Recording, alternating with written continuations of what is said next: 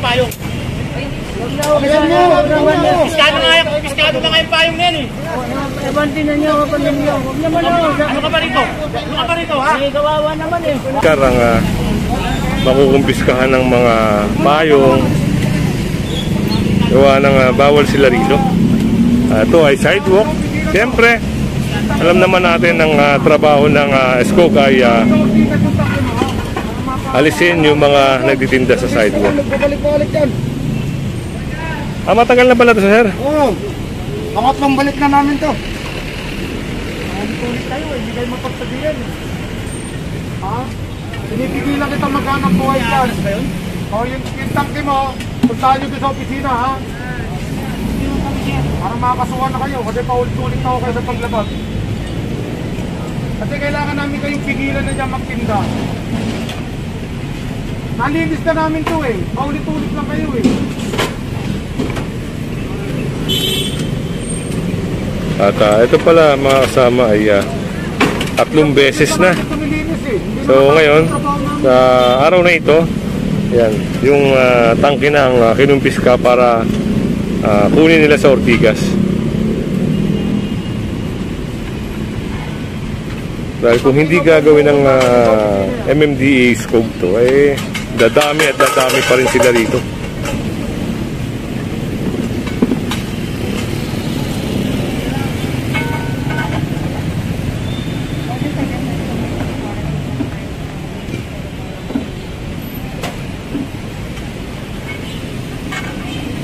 Complain na nyo rito, environmental ano eh.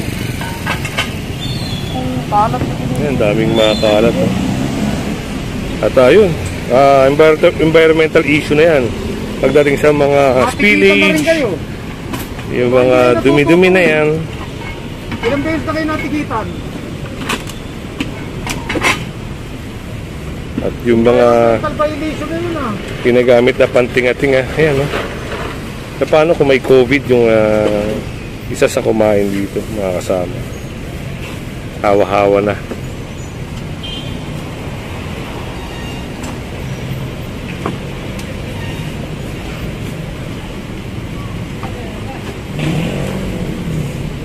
Dalawang minuto, kung di kayo nakasal tayo. 2 minuto.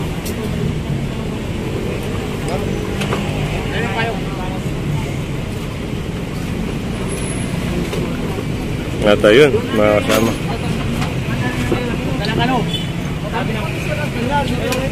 Dalawang minuto nga. Kunin namin yung payong. Piskado na nga yung payong na yan eh. Ebantin na niyo, huwag ninyo. Huwag naman ako. Ano ka ba rito? Ano ka ba rito ha? May kawawa naman eh. Kawawa naman. Violation na nga eh. Violator na nga ito eh. Kayo lang magpupunta. Diba? Makialam. Magamay ka dito. Tangke na lang. Baka mamaya mawala pa tayo. Oh! Ay, ginawa. Balik yung balo.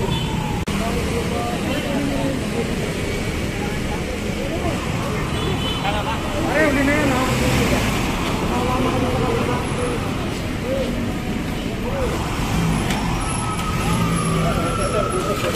Oo, tumuto.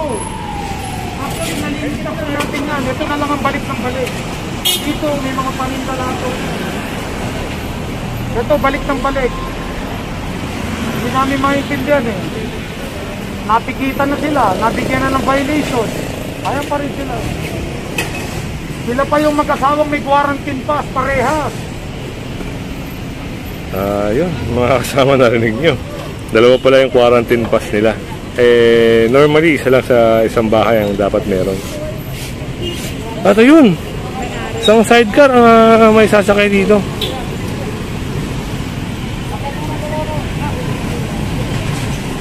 Ay, sasakay ng SCOG.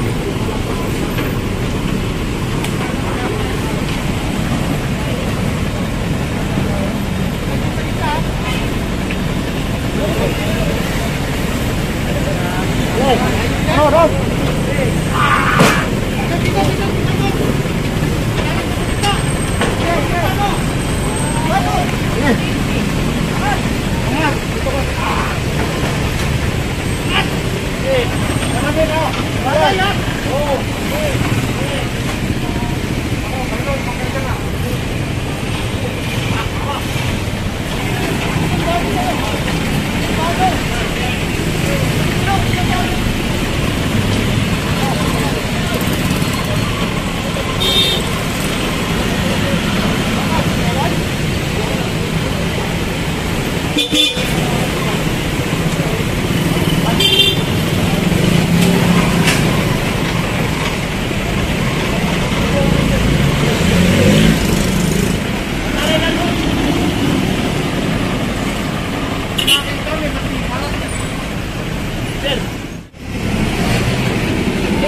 daw po yung paraan. Ayaw mo pa Bawal naman ako kasi magpinta dyan eh. Isa lang naman nung may clearance ka sa burger machine. Ito ho, hindi naman ako tama. Bawal daw magtinda doon. Ayan, ayan. Ayun na. Lakit na nga eh. Ayaw nga ako pansinin. At yun mga kasama, merong tumatawag para saklolohan yung sidecar na ito.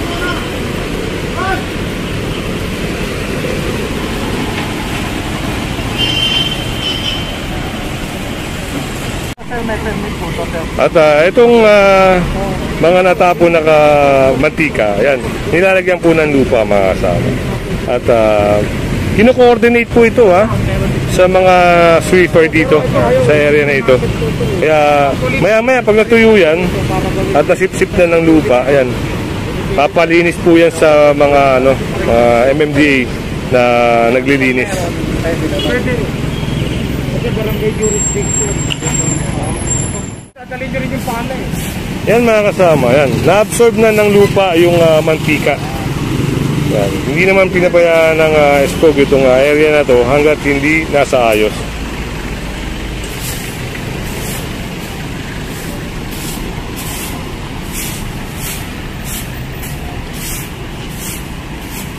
So ata yung ginagamit sa pritong manok mga kasama. Yung mantika na yan dito natapon sa may sidecar na yan.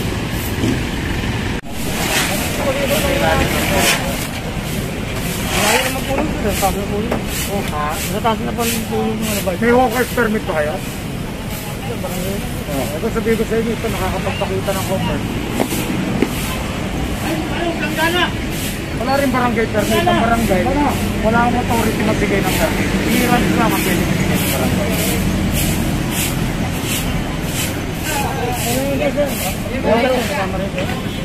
Ano ba yan? Hindi masayan. Hindi galing yan doon. Huwag mo angkinin. Muna, pag hindi na ubos, lalagay ulit. Para sumisip ng mantika. Hindi na lang. Mag-orti ka dyan. Mag-orti ka. Orti ka na ng Extra. Yung lahat dinadala. Kumakuha pa ko yan.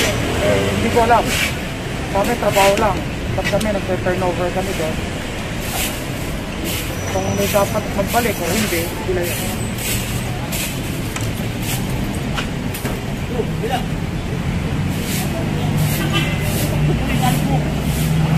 Hindi ka ng karton doon natin. Ayun, dumating na yung isang sweeper natin dito. Yan, para alisin na yung lupa na sumisip sa may mantika na yan na tumapon.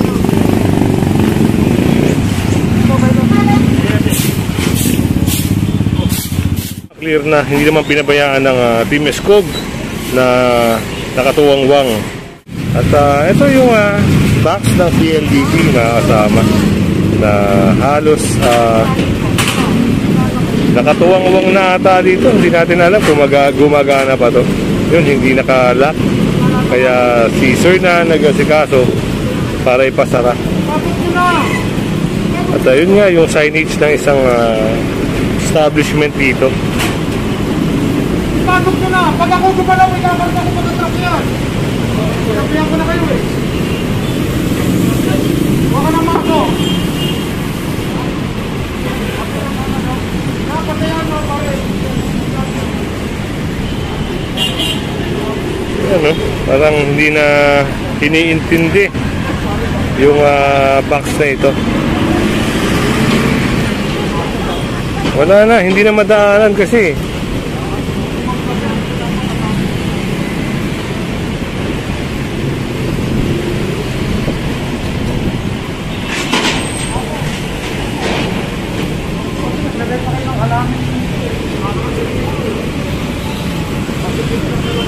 Ito dapat taong gumagamit nito. Oh.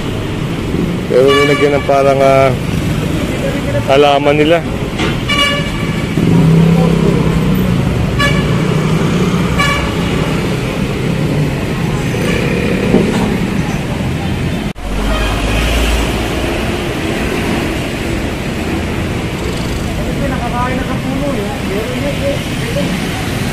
Kaya naman pala, dahil natubuan na ng puno, yung tendency yung ugat nag-expand, eh, nawawala na sa alignment itong box ng PLDT na ito, mga kasama.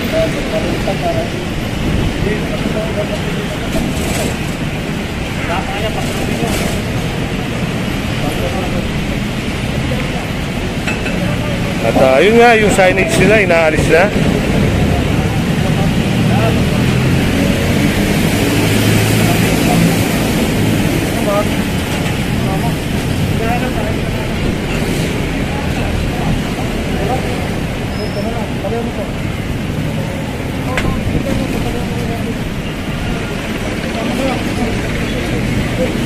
Ay mo muna! Dito! Oo naman o. Tagal na natin nagtatrabaho.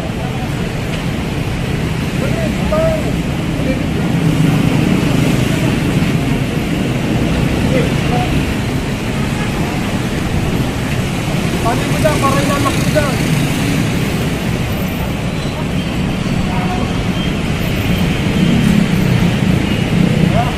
Nakampalito nila lang. Hindi na kaya rin nakita nila para hindi na nila. Mababa mo lang dyan. Hindi ganyan, ipalugtog mo. Hila pa. Hila ka ba? Hila pa. Oo, ikot na. Dali. Lock mo muna. Ito na, temporary lang na. Alam mo, baka may mapito ko.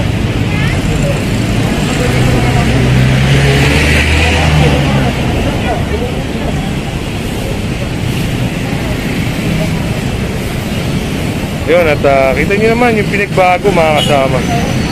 Naisarado na yung box.